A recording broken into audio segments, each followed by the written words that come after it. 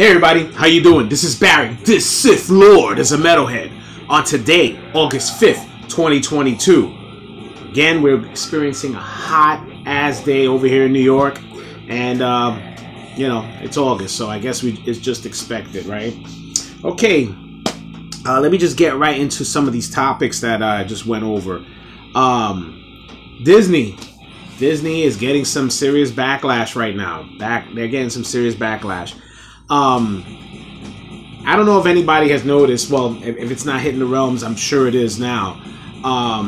When that Andor trailer came out, there was a lot of talk amongst, I think I had a personal conversation with a few people through social media. Nothing big, but we were talking about that they noticed that some of the weapons that they had on the trailer were, basically Americanized weapons. One guy was holding an AK-47. Now, I found that to be a little odd. I mean, usually when Star Wars takes gun props, they try to they'll take certain weapons, they try to fix it up to make it look more like, space for space, for space films, and like some of the old weapons. I know Han Solo's gun is a replica German gun that they took it and made it into Han Solo's classic blaster. But nobody really made a big way. But this right here, for some reason, the AK-47 just stood out because there was nothing done to the weapon to make it seem like it was Star Wars. It just was an AK-47, and the guy's holding it. So now it's making its way around people. People are freaking out. Oh, in this day and age with the mass shooters and so on and so forth. Okay, I mean, look, people are going to be sensitive to a lot of shit right now when it comes to these things. I mean, do I feel it's just lazy that, Lucasfilm didn't properly get that gun propped for Star Wars? Yeah, it was. Because you must have been thinking that we... even younger kids who you're trying to pander to don't know that this is a modern weapon from this earth. Okay, and a lot of people are getting all bent out of shape about it. Taking to Twitter and social media, and it's making its little ways around. But it did catch me that it was an AK-47. I saw it. I'm like, yo, why is he holding an AK-47? I mean, they didn't even try. To fix it and make it like it came from the world of Star Wars. But all right, well, I guess for some reason, Earth weapons made its way there. I guess that's probably going to be some stupid shit they're going to throw in there, right? I'm sure. Man, it's a shame because you know what? I'm actually looking forward to this show for the whole storyline of it. Because look, it's a story that. That from my understanding, what I read up to, all the episodes are going to lead straight up to Rogue One. Rogue One I did enjoy. Rogue One is pretty much the only Disney era movie that was good. That I could say that I could sit there and watch again with no problem. But anyway, also actress Fiona Shaw said that this show is going to be about the Trumponian world that we live into today. I don't understand the point of talking about. I mean, you make it seem like Trump ruled the world or some shit, or I don't. Not that I care about Trump, Biden, all this politic bullshit. I don't give a shit. But you're gonna go and you're gonna sit there and take something that's already fantasy and I mean, I get the whole thing that it has to do with some type of real life events, politics and war and so on. I get it. You ain't gotta explain shit to me. Oh, Star Wars is politics. Yeah, but you know what? Again, it's not something where you want to go and watch to say, oh yeah, this happened here in real life. You have to dissect certain things and not make it seem like it's exactly tit for tat. Alright? I'm not watching Star Wars for that bullshit. Okay? And I just hope, like I said, I'm still going to give Andor a shot. And I'm hoping that it doesn't, you know, lead up to where it's totally real world based entirely. That's not what I watch it for, man. Come on. You know, I get taking little tidbits. I mean, there was one scene which was bugged in the trailer, which I thought was a lot of reflection, you know, because everything tends to go off what went on in World War II. It shows the stormtroopers going and parading down the street, and they had them marching similar to the Nazis. You know, I'm sorry, you know, Yahtzees, Nazis, Patsies, whatever. You know, I don't know if I'm gonna get tagged for this, but whatever, man. And I don't think anybody blinked an eye about that. You know, I ain't see nobody making big waves, or, you know, because, you know, everybody's sensitive about a whole bunch of different things, you know. But the AK-47 thing, I thought was pretty funny. I thought it was pretty funny, and, you know, this Trump shit, come on, man, get over yourself already. It's you know, he hasn't been president for almost 2 years already. You know, stop. It's enough. We don't need to bring him up no more. I mean, the only way we're gonna start bringing him up is, you know, God forbid the man becomes president again. Then, of course, you'll have more to talk about. But at this point, what the fuck is the point of bringing him up? Okay. Also, in lighter news, talking about some of the Disney-era Star Wars movies. Gwendoline Christie played Captain Phasma. Okay. And I, myself, and I'm sure a lot of you guys who were intrigued when the movies were about to come out, and, you know, we didn't know no better, and we was like just excited that we're gonna see a new Star Wars movie. Captain Phasma was a character that we looked at as she was gonna be the newer version of what Boba Fett's popularity was. I mean, mystery, badassery. I mean, Gwendoline Christie is a badass woman. You know, she has her own reputation that she fit that character well. And the fact that they did no service to that character in those movies, you know, I mean, there's always the lore that, you know, just like everybody else with Maul, Boba Fett, and so on, that you think they're dead and somehow they come back.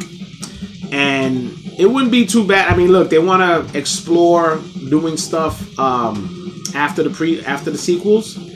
And I wouldn't be mad if they did a Captain Phasma spin-off based on after she fell and she survived, and, you know, I wouldn't be mad about that.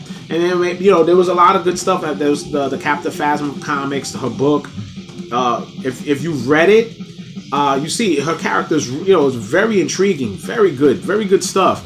And I wouldn't be mad about that. Honestly, Disney, I mean, one thing is that, you know, you guys are trying to do all these weird spin-offs. Why don't you try doing something like, you know, that would gravitate towards us? I would give Captain Phasma a chance. I thought she was a pretty good character. They just, they dropped the ball, and they fucked her up, man. That was ridiculous. All right, just, anyway, yeah, it's ridiculous. All right. But yeah, if they do a Captain Phasma show or spin off something, and she comes back as Captain Phasma, yeah, I would watch it. I definitely would watch it. I think that would be pretty cool. Yeah, see what she turns into later, or you know, maybe she does her own thing. Who knows? All right. And other news outside of Star Wars, we have Batgirl getting canceled. Okay. Yeah, DC is just going through so much shit right now, and I think that some of the shit that they're going through, they're gonna probably have to revamp everything. And they had some test screenings, and they said the movie was really bad. I mean, I don't know if anything could be worse than Catwoman.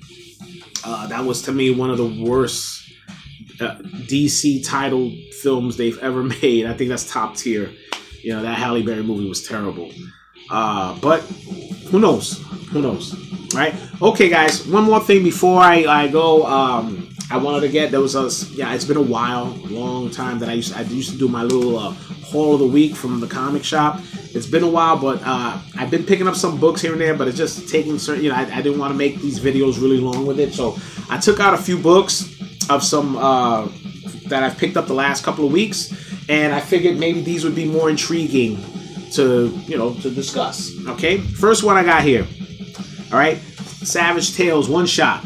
okay, from Dynamite Comics. Basically, they're just short stories. Vampirella, Red Sonja, and you know, as you can see here, the artwork is fabulous. Okay, good stuff. I don't mind. Yeah, these one shots are pretty cool. I like this because, you know, you could buy one of these, read a couple of stories, and you're good to go. I mean, you don't have to go. I mean, not to say that the books are not great, but something like this is just worth your time. I think you should check that out. Okay. Also, in the land of heavy metal and black metal, all right, we got Cradle of Filth. All right, they finally made their own comic book. Anybody who's been a fan of Cradle of Filth, the band, they know that they've been dabbling into doing movies and stuff like that. And the artwork in here is fucking fantastic, man. It's really good stuff. I haven't got a chance to read it. I just want to give you a small glimpse without it being, you know, too rated R-ish, because there is some stuff. All right, look, we'll give this little shot here. Yeah, you know, it's a lot of hell and demons and shit, and you know, Cradle of Filth is, you know, it's one of my favorite bands. I really dig them. And here's the back of it. You know, good stuff. All right, if you're a fan, pick it up. Good stuff. All right. Also over here, Dynamite Comics has crossover. The Army of Darkness versus Reanimator, Necronomicon Rising. All right. Anybody who's an old school fan of Reanimator from the 80s, I'm sure is going to appreciate this. And of course, you know, Army of Darkness, you know, this guy, you know, everybody dealing with Army of Darkness. I'm just going to be a cool crossover. I'm sure it is. You know, it's, wow, got some good shit here. All right. Okay. Well, the artwork looks good. You know, give it a go. All right. Give it a go. All right. Then over here, you know, which is actually, you know, one thing is sometimes you got to give Marvel a little bit of props with all the bullshit they got. And this Wolverine patch number 3 has actually been pretty good. Not too bad. I mean, because it's basically sticking to what, you know, just sticking with Patch's story and his brutality. And I think it's good. All right. It's got, you know, certain things, you know, you just got to give it a shot. You know, Marvel and DC sometimes has little things in there that you can still pick up. Okay. And also over here for Marvel, okay, we got Star Wars Chrysanthemum. It's a big ass book here. As you can see, it's pretty thick. It's basically all his appearances and all the comic books within Star Wars, Dr. Aphra, and everything that, you know, with his little popping up, maybe give him a brief history. I mean, as far as I know, I mean, I pretty much have the original issues, but I figured this would just be something cool just to check out here and there. I mean, there's even, I think, the fight between him and Chewie that you could check out. But, yeah, you know, not bad to check out if you're just interested in his story. All right. And last but not least, second volume, Alien #1, new series. Now, again, like I've said in previous videos when I was discussing some of these books, this has actually been a very, very good series. You know, again, you know, sometimes got to give credit where credit is due. All right, Marvel actually did a pretty good job with the Alien series. So, give it a chance. You know, give it a chance. And then over here, I'm still waiting for Predator #1 to come out. All right, once that comes out, I think I'm going to be very happy, because if it's anything like Aliens, and they go in, then Predator should be fine. And maybe Marvel might start getting back to doing some stuff as far as their comic books go, because their sale, from what I heard, their sales is shit. But anyway, all right, guys, that's pretty much it right now. Please give me a like and subscribe. Let me know if there's things you want me to check out. You know, leave some comments. And also go on to my Facebook page. This is Sith Lord's merch. I have Star Wars merch. Not this one. This one was actually given to me as a gift. All right. But I do have Star Wars merch. I have metal merch and other, you know, cool merch there. Movies, TV, things like that. Just give it a check out. Send me a message. We'll do some great deals. You know, and I want to thank everybody for checking out the video. All right, so that's it right now, guys. Please like and subscribe, share the video, and tell me if there's anything you want me to check out. I'd be glad to check it out. All right, this is Barry. This Sith Lord is a metalhead. May the Force be with you.